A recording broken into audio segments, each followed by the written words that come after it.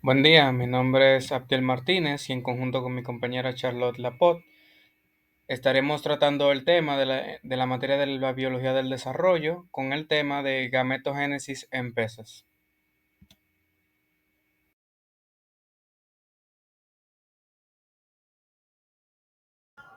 El desarrollo sexual en los peces puede variar considerablemente entre las diferentes especies, ya que existe una gran diversidad de peces con diferentes estrategias reproductivas. Están los ovíparos. Muchos peces son ovíparos, lo que significa que depositan huevos que son fertilizados externamente. Los huevos pueden ser depositados en el agua y abandonados por los padres, o bien algunos peces pueden cuidar y proteger los huevos hasta que estos eclosionen. Están los ovivíparos, que en este caso los huevos se desarrollan dentro del cuerpo de la hembra, pero aún no se alimentan por ellas. Cuando los huevos están listos para eclosionar, la hembra da luz a crías vivas. Los tiburones son un ejemplo de peces ovivíparos. Están los vivíparos, algunas especies de peces son vivíparas, lo que significa que las crías se desarrollan dentro de la hembra y son alimentadas directamente por ella a través de una conexión placentaria o con nutrientes secretados por las paredes del útero. Está el hermafroditismo. En algunas especies de peces, los individuos pueden ser hermafroditas, lo que significa que tienen órganos reproductores masculinos y femeninos. Esto puede ser beneficioso en entornos donde no siempre es posible encontrar un compañero para la reproducción. Algunos peces planos, como los lenguados, son hermafroditas. También está el cambio de sexo. Algunos peces tienen la capacidad de cambiar de sexo en respuesta a ciertos factores ambientales o sociales. Esto se conoce como hermafroditismo secuencial. Por ejemplo, en muchas especies de arrecifes, si falta un macho en un grupo, una hembra dominante puede cambiar de sexo para llenar ese rol. La gametogénesis en los peces. Este es el proceso mediante el cual se producen los gametos, es decir, los órganos reproductores especializados que son los espermatozoides en los machos y los óvulos en las hembras. Este proceso es esencial para la reproducción sexual en los peces. La gametogénesis se lleva a cabo en las gónadas, que son los órganos reproductores primarios. Esta se divide en dos fases, la espermatogénesis y la ovogénesis. La espermatogénesis comienza con células madres llamadas espermatogonias que se dividen y dan lugar a los espermatocitos primarios. Los espermatocitos primarios se someten a dos divisiones celulares meióticas para producir espermátides haploides. Y los espermátides luego maduran para convertirse en espermatozoides funcionales. Los espermatozoides se liberan en el agua durante el desove y buscan los óvulos para la fertilización. La ovogénesis comienza con células madres llamadas ovogonias que se dividen y dan lugar a ovocitos primarios. Los ovocitos primarios también se someten a dos divisiones celulares meióticas, pero solo uno de los resultados, el óvulo maduro, es funcional. El óvulo maduro, junto con células protectoras y nutrientes, forma un óvulo que es liberado en el agua durante el desove. Y la fecundación ocurre cuando un espermatozoide fertiliza el óvulo, dando lugar a un cigoto que se desarrolla en un embrión. La ovogénesis es la producción de óvulos en hembras y los espermatogénesis es la producción de espermatozoides en machos. El salmón del Atlántico. Su nombre científico, salmón salar. Los salmones son ovíparos. Las hembras depositan sus huevos en un lecho de grava y el macho fertiliza los huevos con su esperma. Después de la fertilización, los padres pueden morir y los huevos quedan abandonados. Las crías, llamadas alevines, emergen de los huevos y comienzan su vida independiente. La espermatogénesis en los salmones comienza con células padres llamadas espermatogonias en los testículos. La espermatogonia se dividen y dan lugar a espermatocitos primarios y a través de divisiones meióticas se forman espermátides y finalmente espermatozoides maduros. Los espermatozoides se almacenan en los conductos deferentes y se liberan durante la eyaculación durante la fertilización. La ovogénesis en los salmones comienza con células madre llamadas ovogonias en los ovarios. Las ovogonias se dividen y dan lugar a ovocitos primarios. A través de divisiones meióticas se forman óvulos maduros. Los óvulos maduros se liberan en el agua durante el desove. Debemos tener en cuenta que el salmón atlántico es conocido por su migración hacia aguas dulces para reproducirse. Durante esta migración, los peces experimentan cambios hormonales que desencadenan la maduración de los órganos reproductores y la gametogénesis. El tiburón toro o no con su nombre científico, Carcharodontus leucas, son ovovíparos. Los huevos se desarrollan dentro del cuerpo de la hembra, pero no reciben nutrientes directos de la madre. La hembra da a luz a crías vivas cuando los huevos están listos para eclosionar y las crías nacen y deben valerse por sí mismas desde el principio. La espermatogénesis en este comienza con células madres espermatogonias en los testículos. Los espermatogonias se dividen y dan lugar a espermatocitos primarios. A través de divisiones meióticas se forman los espermátides y finalmente espermatozoides maduros. Estos espermatozoides se liberan en el agua durante la copulación. Y la opogénesis comienza con células de madres ovogonias en los ovarios. Estas ovogonias se dividen y dan lugar a ovocitos primarios. A través de divisiones meióticas se forma un óvulo maduro y estos óvulos maduros se liberan en el agua durante la puesta de huevos. Los guppies, o, como su nombre científico, Poecilia reticulata.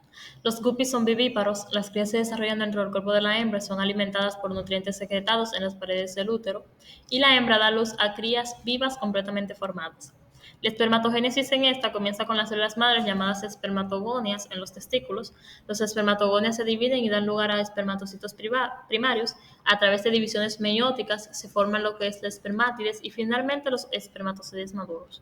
Los espermatozoides se liberan en el agua durante la copulación. En la ovogénesis comienza con células madres llamadas ovogonias en los ovarios. Los ovogonias se dividen y dan lugar a ovocitos primarios. A través de divisiones meióticas se forman los óvulos maduros. Los óvulos maduros se liberan internamente y se almacenan en la cavidad hasta la fertilización. El guppy es conocido por su capacidad de reproducción rápida y su adaptabilidad. El pez payaso, con su nombre científico, Amphitryon ocellaris. Los peces payasos son hermafroditas protándricos, comienzan siendo machos y pueden convertirse en hembras. En un grupo de peces payasos, si la hembra dominante muere o desaparece, el macho dominante puede cambiar de sexo y convertirse en una hembra. En la espermatogénesis de esto comienza con células madres llamadas espermatogonitas en los testículos. Las espermatogonias se dividen y dan lugar a espermatocitos primarios. A través de divisiones meióticas se forman espermátides y finalmente espermatozoides maduros. Los espermatozoides maduros se liberan durante el agua, durante la liberación de esperma, durante la fertilización. La ovogénesis comienza con células madres llamadas ovogonias en los ovarios. Estas se dividen y dan lugar a ovocitos primarios. A través de divisiones meióticas se forman lo que son los óvulos maduros y los óvulos maduros se liberan en el agua durante la liberación de huevos durante la fertilización. En el caso del Amphitryon ocellaris, la reproducción es sexual y la fertilización generalmente ocurre externamente. Dentro de las principales causas que pueden llegar a una malformación o unas dificultades a la hora de la formación de la gametogénesis, tenemos la contaminación ambiental, ya que esta presenta contaminantes químicos en el agua, como pueden llegar a ser productos industriales, pesticidas, metales muy pesados o productos farmacéuticos que se vierten en el agua, así causando una problemática a la hora de los peces rescindir o vivir en ese lugar y hacer el proceso de la gametogénesis.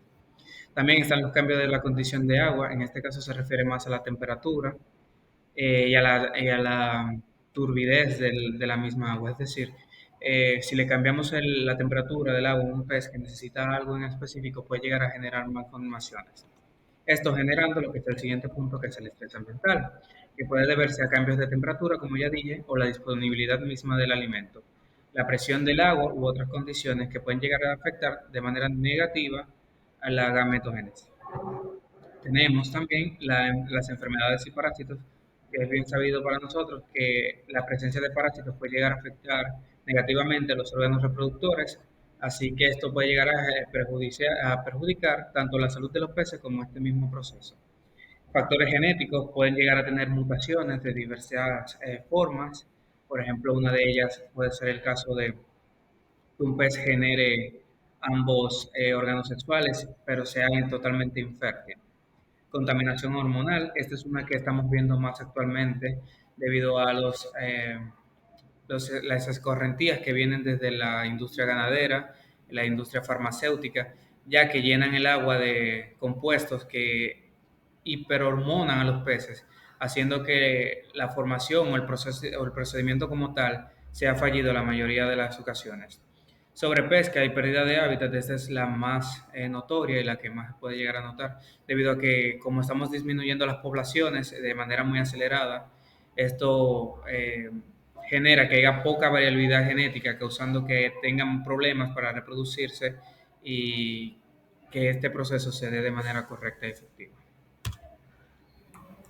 En este caso estaré tratando las diferencias principales de la gametogénesis entre peces y mamíferos.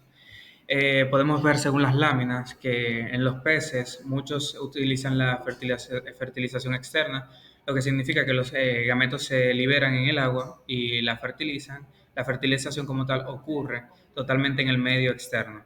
Mientras que los mamíferos, como vemos en la lámina número 3, la mayoría de los mamíferos practican la fertilización interna, donde los espermatozoides se encuentran con los óvulos dentro del tracto reproductivo de la hembra. Esta es una gran diferencia que tienen estos individuos, los peces y los mamíferos.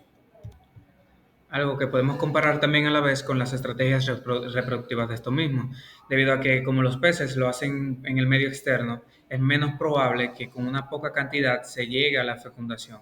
Por esto mismo, la expulsión de gametos en masculinos o femeninos es en gran cantidad o en mayor cantidad en comparación a los mamíferos, debido a que en el caso de los mamíferos, como ya destaqué, es directamente en la parte interna del animal, por lo que se aprovecha más el gameto sexual masculino. Al igual, el cuidado parental es muy distinto en peces que en mamíferos, debido a que el cuidado parental entre peces es muy variado, desde el punto de que le dan protección a sus crías desde el momento de la fecundación hasta otros que lo abandonan totalmente, a diferencia de la mayoría de los mamíferos, que estos se mantienen con la cría hasta que tienen una edad suficiente para poder depender, para poder ser independientes.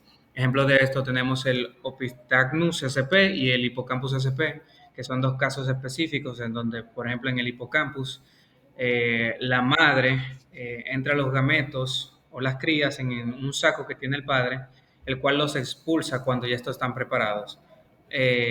Con el Opictagnus, este se queda durante meses con las crías en la boca hasta el punto de que ya tengan una madurez suficiente para poder ser independientes de ellos. Por último, tenemos la ovogénesis en el caso de los peces. El transcurso de ovulación puede pasar en diferentes momentos de en su etapa viva, es decir, pueden en la adultez como en la eh, juventud generar óvulos, a diferencia de los mamíferos que nacen con ellos desde un inicio. Ya a posteriori me gustaría nuevamente explicar la ovogénesis debido a que tuve una pequeña confusión a la hora de decir que los peces en sus diferentes etapas de desarrollo podían generar óvulos por medio de la ovogénesis, pero eso es un error de mi parte. Realmente no es cuestión de que ellos generen nuevos óvulos, sino que en diferentes etapas de su desarrollo durante su vida, ellos van activando o desactivando el uso de estos mismos. No quiere decir esto que signifique que cuando entran en edad adulta, por ejemplo, no les quedan óvulos y ellos comienzan a hacer la ovogénesis. No, ni mucho menos.